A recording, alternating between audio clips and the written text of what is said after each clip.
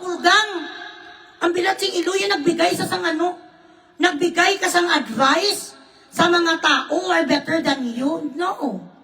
Hindi mo nga ma-revive ang karir mo bilatsing iloy. Kahit mag-extra ka lang dyan ngayon sa mga pelikula. Tapos kalakas ang loob mo ng awarding ka. Ay, wag ganun, day. Mapapaya ka. Flory Fist, thank you so much for being my subscriber.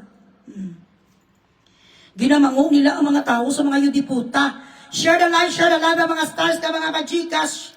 Bilatsing iloy, pag hindi ka pa sumasakses sa iyong buhay, at hanggang ngayon bumibenta ka sa mga kaldero, sa mga kalaha, nagbebenta ka sa mga flashlight ka sa mga watusi, nagbebenta ka sa mga fireworks at hindi ka na kinukuha, kahit extra ka malang sa isa ka parlor bilatsing iloy, sa mga pelikula at hindi ka nga kinikilala sa mga kapwa mo artista, huwag mo kaming turuan. Katulad din kay Bianca Gonzales hanggang ngayon, pa-host-host ka lang din, wala ka ganis ang sarili nga talk show mo sa mga giant TV station. Do not try to lecture us! Butuhon mo lang yan si Lini mo, kita nyo nasaan? Nasaan ang pagmamahal sa inyo ni Lugaw? She doesn't give a fuck about you. She does not give a flying fuck about any of you. People are like rallying and lobbying for her to run this 2028 election. What the fuck did she do? Anong sabi niya? Hindi ko maiwanan ng Naga. Marami pang dapat gawin sa Naga. Habang malakas doon ang ekonomiya ng Siagabugo sa Naga, hindi ko iiwan ang Naga. Habang hindi ako yumayaman. Mabilis akong mabisto na ako ay protector sa mga dragag lugard kung ako ay isang presidente. Ayaw kong tumulad sa mga Marcos ngayon na ang lahat nilang mga ginagawa ay nakikita ng tao. Ayaw ko na maging isang tao na palagi na lamang sa magnifying glass. Sila ni naman ay isang tao na kahit malulungkot ang isang tubi ko, siya ay nakangisi. Hindi niya alam kung paano mag-change ng kanyang emosyon. So, kahit kayo, iyak ng iyak, na siya ay tatakbo bilang presidente sa 2028, what she did to you should be unforgivable. Kasi, inawanan kayo ni Lenny sa tinaptaban. Sabi niya, ano naman talaga yun hindi ko, ayulo. Sali lang. Disturbance. Sali lamang guys. Daddy! Daddy! One moment guys.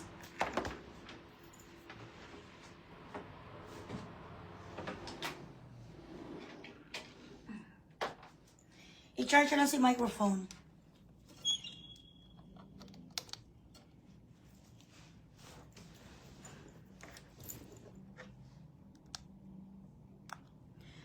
Pakiusap kayo na pakiusap kay Aling Nena.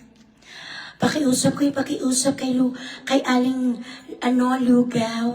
I have 3 daughters and they are all girls. So, kayo'y mangingisda. So, bali ikaw ang tatay, mangingisda ka. Ikaw, nanay, mangingisda ka rin. So, itong pagpangingisda nyo, ang iyong kabuhayan. Okay. Ito ang iyong anak. Okay. Mangingisda ka rin. Okay. So, mangingisda kayong lahat. Okay. So, paano kayo nabubuhay sa ganitong lugar kung kayo ay mangingisda?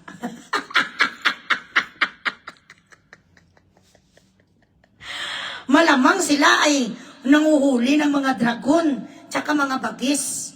Kasi hindi mo alam kung anong pangingisda. Baka hindi pangingisda yan. Pang-ano yan, nagadakop sila sa mga tarsyer. Ikaw mangingisda? Okay. Nanay mo mangingisda? Ikaw tatay niya, mangingisda ka rin? Mangingisda silang lahat.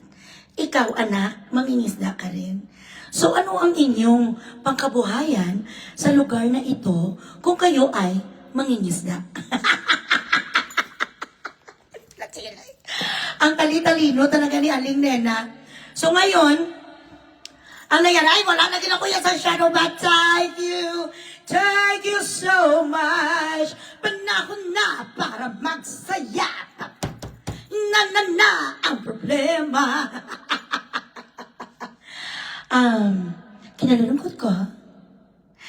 Kinalulungkot ko na sabihin sa inyong lahat na ako ay hindi tatakbo sa darating na eleksyon itong 2028. Marami pa kasing mga bagay na dapat ayusin sa aking probinsya, sa Naga. Marami pang mga drug lord na hindi nahuhuli at ayaw ko rin silang hulihin kasi doon ako kumikita sa mga drug lord. Naaawa ako sa mga Pilipino, sa aking taga-suporta na talagang gusto nila na ako ay tumakbo itong 2028. Pero, hindi talaga pwede. Kasi gusto ko pa talagang ayusin ng Naga. Kasi alam nyo, pag tumakbo ako na presidente at ako ang manalo, makikita lahat ng mga tao ang aking mga ginagawa. Katulad yan ngayon, sa ating administrasyon, si Marcos, tsaka si Lisa Tanas, lahat nilang ginagawa, magnifying glass sila. Kaya hindi nila natatakot talaga ang kanilang mga ginagawa. Kaya ayoko. Gusto ko, ako ay simple lamang. Naaawa nga ako sa kanila eh. Sa lahat dyan, na mga walang sawang sumusuporta sa akin, bilang inyong dating Vice Presidente, magkita-kita na lang tayo kapag sapat na ang lahat ng mga kinita ko ng mga bayad, ng mga drug lords sa Naga. Malay natin, ako ay ma-appoint kapag si Sara ay isa ng presidente at gusto niya ng isang katuwang na katulad ko na na hindi marunong magalit. Kasi alam niyo naman ako, I have 3 daughters and they are all girls. O ngayon, ano na? Iniwan niya kayo? May nagawa kayo? Kahit pa kayo, mag-signature campaign. Mag-signature campaign pa kayo ng ilang tonelada. Marami maganda ang kita sa Naga, Bilatsing Iloy. Bakit naman talaga siya magpresidente? Alam niyo naman, hindi sa mananalo. It's a waste of time. She knows for a fact that she is not going to win. Hindi niya nga diputa natalo, Bilatsing Iloy. Hindi nga siya nanalo last time. Ngayon pa, sa buang. Ganun yan. Kaya ako, tinatanggap ko na talaga sa sarili ko na pang-mayor na lang talaga ako sa Naga. Because I want to protect my kids. Yeah. Anyway, ang isa naman sa Bangko Sentral, yeah, yung isa kong anak na panganay, doon siya sa Bangko Sentral. Oo, nagtatrabaho siya sa Bangko Sentral. Yeah. Siya ay sa finance sa Bangko Sentral. Hindi ba kapag Bangko Sentral, finance naman talaga? Ang isa ko namang anak, nagtatrabaho din siya sa isang department din, sa ating gobyerno. I think sa siya, sa agriculture. Oo, sa agriculture. Oo, nagtatanim siya. Ganun naman talaga sa agriculture, nagtatanim. Correct? Share the live, guys. Yan. Ano na ngayon? Ang kalaban, sinong nalaban kay Sara? Si Ontiveros? Si Ontiveros, na kumanta si Ontiveros. Pahingi ako muna dyan. Pahingi ako dyan sa video ni Ontiveros. Sing and dance contest, Ontiveros.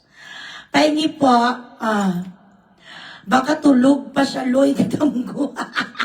Kaya ka. Ay, abaw! Paabutan nyo naman ni Bilatsing Iloy man, wala pa kita may nag-Gcash sa akin. Mami Maribeth Adok, ito talagang kinakasama ng loob ko, guys. Sa totoo lang talaga.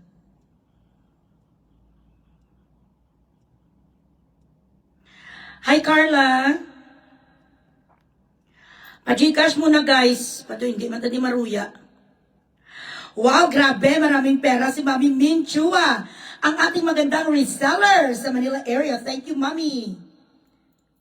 Ayan.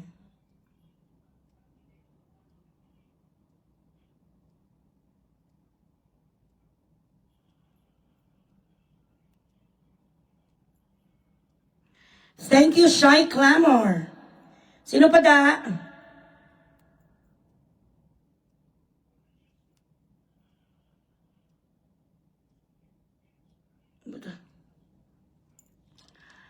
Share the live, guys. So, ayan ba ang sinasabi nyo na bayan muna? Yuta. Ang drama ni Lenny, datong muna.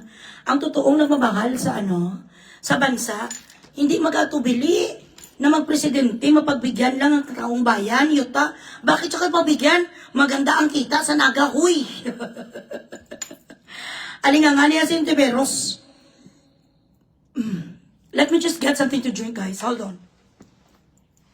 Sorry, guys. Ayabaw, grabe. Nagtindog lang ko. 200 ayon ang nawala. Ayaw, araw-araw naman niya bilat sing iloy. Kaya, gaiyak ngayon ang mga kakampings. So, sino na yung kandidato nyo? Wala. Diyan yung nakikita na ang kanilang loyalty sa kanilang sarili lang. She does not wanna rest. Going to campaigns and all. Magpapagod siya ng ilang buwan. Tapos ang hindi niya dolor. Ang hindi niya backstroke. She's not going to risk her health. At ang kahiyan niya nalampasuhin sa ni Sara, ang kandidasi ni Sara Duterte, ang kanyang pagiging presidente is 100 billion% sure. Siya na talaga sinubi. Ang pwede bilat si Iloy nga bumangga sa kanya, ang babangga, giba. Have you seen anybody as strong as her? A woman as strong as her. She's been attacked since 2016 actually. When her father became president of the Philippines. Who could fucking carry the cross that she is carrying? Up to this date. Left and right nga atake, tapos putang inang tatay niya sa jail pa. Sino ang nakikita niyo na ganito? Kabilat sing Iloy, grabe ang kanyang strength, the courage, the tenacity. Wala. Ang iba siguro kung mga si Lini, ang ginlagay niyo sa ganitong sitwasyon, wala na. Nagbukal na ang bibig ni Lini, bilat sing Iloy, gin-epilepsy na siya sa stress. But, hindi niyo nakikitaan ang ating mahal na Vice Presidente that she is flinching, none at all. What you see from her is the epitome of a brave woman who does not give a flying fuck about her detractors. She is focused on being the Vice President of the Philippines, regardless of all the fucking terrorists. Ginakwan siya, ginaterrorize siya ng mga tao, bilat sing Iloy. Non-stop, she's being accused of fucking foolishness.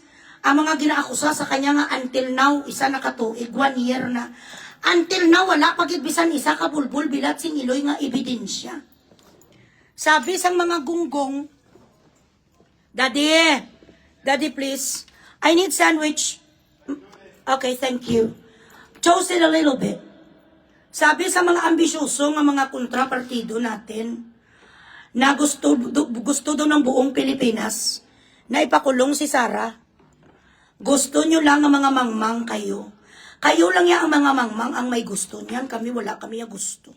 She is our president. Damayin pa tayo sa mga iho-diputa. Ano ni man? Bakit nag-1-9 na lang ko bilat sing Iloy? Share the live, guys. Grabe naman kayo, guys. Nagtindog lang kung nakumuha ng sang drinks ko. Iniwanan nyo na ako kagad. Yes, very, very strong si Vice President Sara.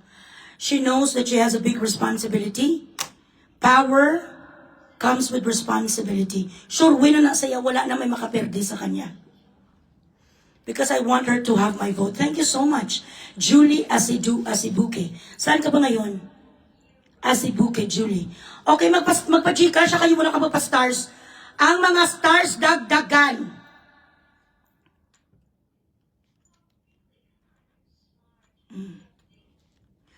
I have a strong feeling that she is going to side with Sarah, with VP Sarah when the time comes. I have a strong feeling. Hi, Bongga. Dwayne Aguirre, thank you so much. Stars. 1,600, babab. Na-miss ko naman ang mga stars ng mga tag 5,000 buo. Eh, nor correct. Kung hindi si Sarah magpangulo, salamat nilang sa lahat. Kapag hindi mapalitan, kag makahanap ng paraan ining mga diputang administrasyon, wala tayo guys. Baldog tayo. Wala pagid kuya sang ano, wala pagid may nagpadala sa akin. Magsa-stop na lang ko kapag ganito, diputa na gutom pa ko na uhaw. Tapos wala man may nagkakuan. Wala man bilat sing Iloy may nagkapastars dito, ano ni man? Okay, wait a second. I love you to Enrico Balute.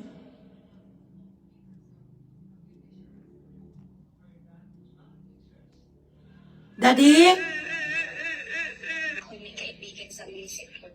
Ibinigay niya ang aking resume sa mayor ng bayan ng Mabini. Kinausap niya. Sabi niya, sige, tanggap ka na. Dito ka sa office of the mayor ng Tatripan. Isang beses, bigla akong sinabihan ng asawa ng mayor ng Mabini, si Attorney Jervin Luistro, punta ka sa law office. Pumunta ako doon. Hindi ko alam kung ang dapat kong gagawin. Kasi wala naman akong alam sa pagtatrabaho sa law office. Binigyan nila akong trabaho doon, magsulat, pero naka-payroll ako sa munisipyo. Wala akong nagawa kundi sumang-ayon dahil municipal administrator siya ng panahong yon. Naging sekretarya niya ako. Hindi lang ako sekretarya niya,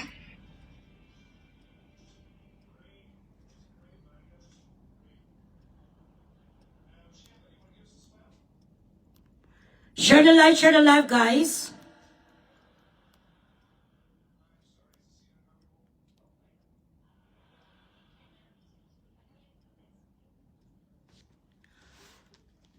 Guwapa pa ko sa stars. Pero love, thank you. Sino ni? Ay, Arla Cheney. Mom, where have you been? Ruilin Ruiz. Watching from Hinatuan, Surigao. Thank you. Dugang-dugang, mandabi ko damo sang absent ya pro. Dugang-dugang mandabi. Meron nagsabi dito ang alpot ni nga si Kwano. Ang biga-bigaon nga sino ni? Si Jerville. Ayan, pakinggan natin.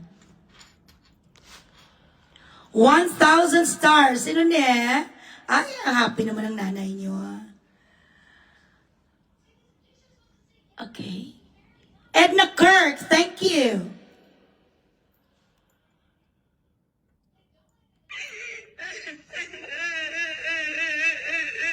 Sandali lang, dubong ganyaw. Dumay bibiyaw. Just a moment, guys.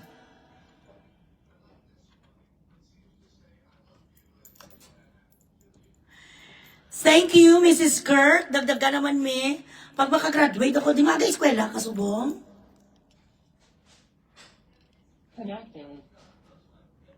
Sus, kabarato. Lagi sa Star Spy.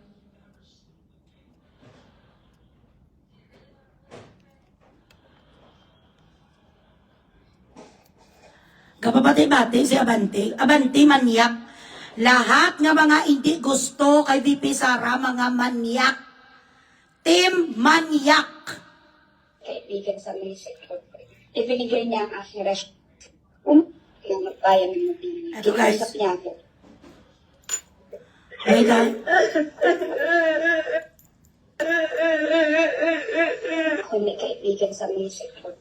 Ibinigay niya ang aking resume sa mayor ng bayan ng Mabini. Kinausap niya ako. Sabi niya, sige, tanggap ka na. Dito ka sa office of the mayor ng Tatripan. Isang beses, bigla akong sinabihan ng asawa ng mayor ng Mabini, si Attorney Jervin Luistro, punta ka sa law office. Pumunta ako doon. Hindi ko alam kung ang dapat kong gagawin. Kasi wala naman akong alam sa pagtatrabaho sa law office.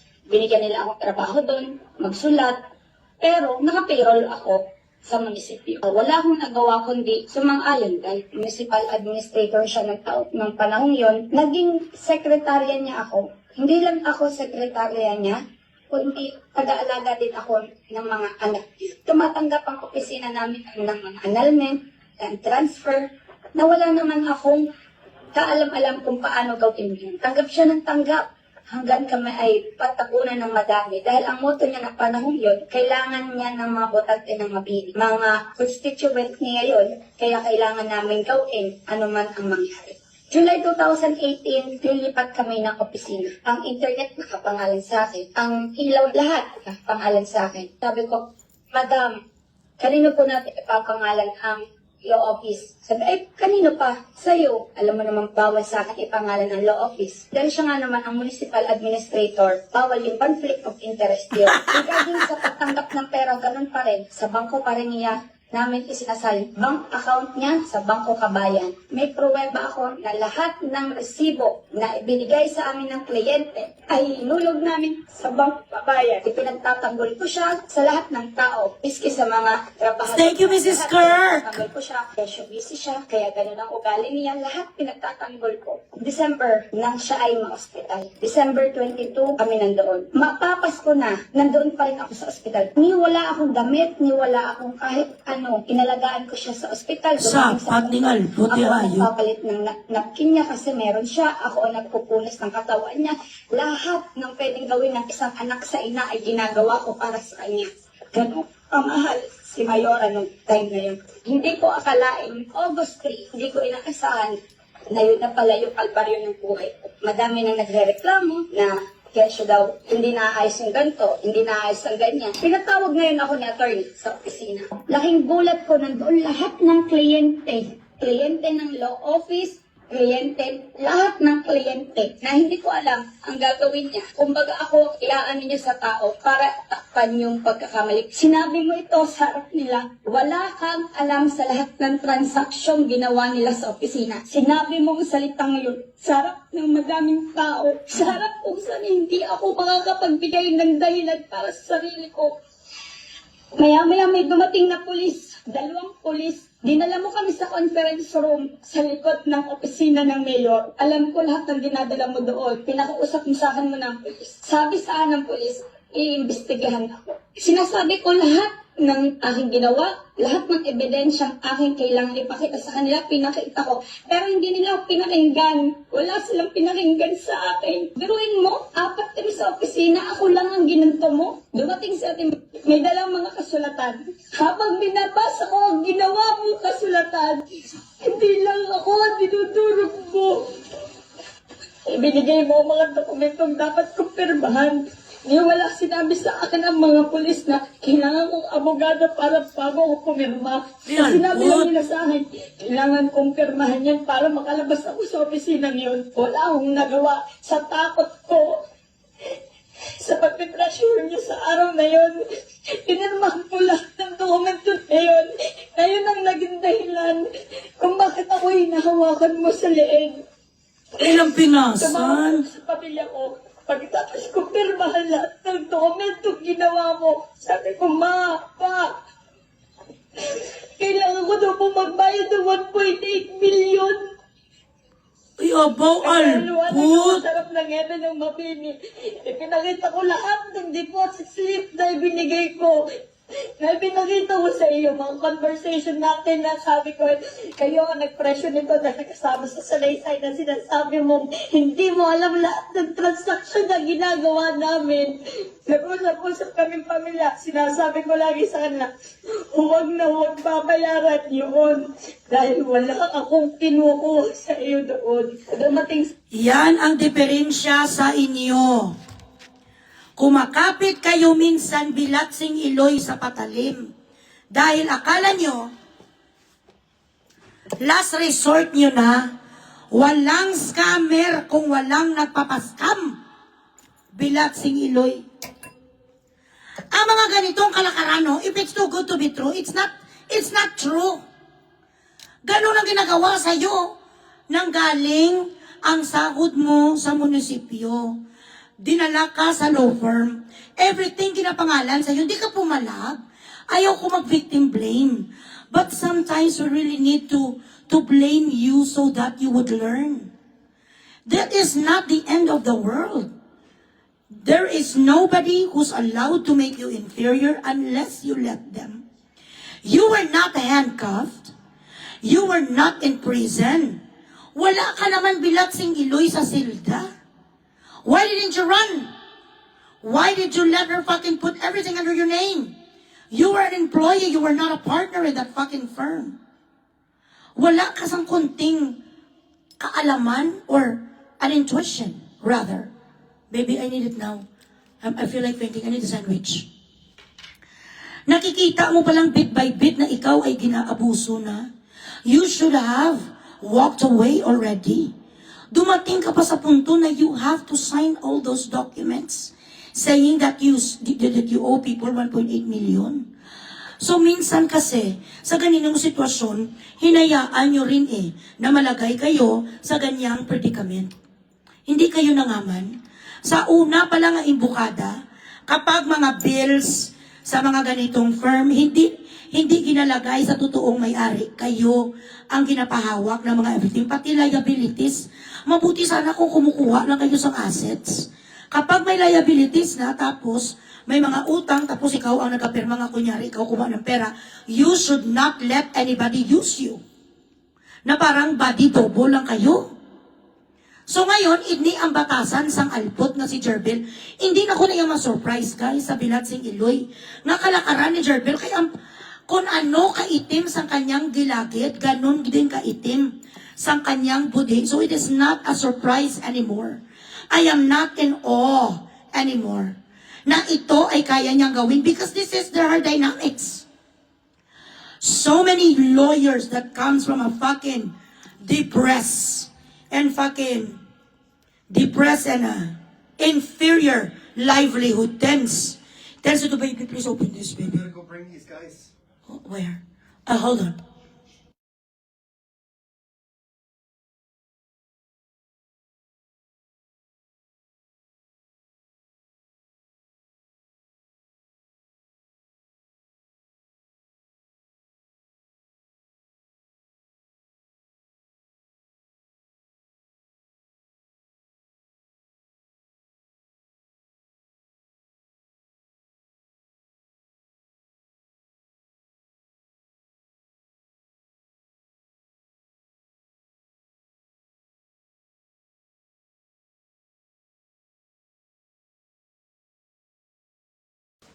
Hindi mo alam ang rules dito, wag mo kong ini-interrupt, putang ina ka.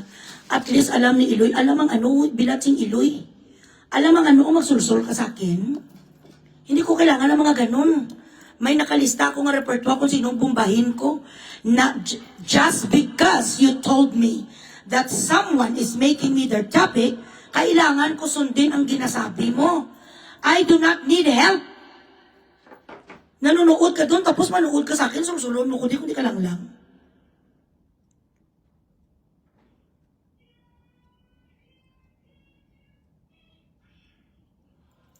Again, rules ko, you do not interject anything. I don't like it.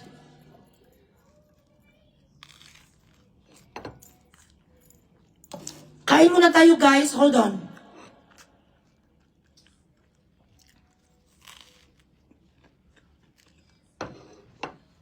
Kita niyo po, ang kitsimeta, nung tingnan niyo ba mag-drop po?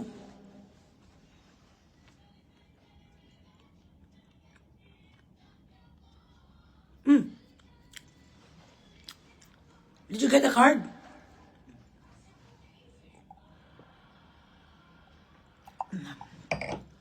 Iba ang topiko ko. I-interject nyo dito ang mga hindi naman sikat. Excuse me. Dapat, kung mga ganun, Loy, kwanto sa'yo, gabiradang Bilatsing Iloy nga taga-PCO. Si Auntie Claire Loy may salita, okay? Yung mga importante, bala, yung di puta. Ang gina-introduce sa akin, mga Bilatsing Iloy nga mga wala kwenta, nga mga wala name. Sa dalila, mag-snack muna ako.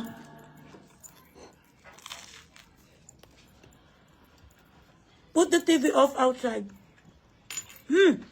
Dada, may makeup kit in the car. Dada, may makeup kit in the car. Sorry. Dada, may makeup kit in our luxurious SUV. May Makeup ka na car ka. Don't you have? Okay ka, last finish. Do you have? Okay, bye. You're fine. Beautiful. You're not kissing me. Beautiful. You're eating. Bye. Bilat sa ilo niya. So maybe someone is kissing yung diputa ka. Scarlett, Kakain mo na ako ha.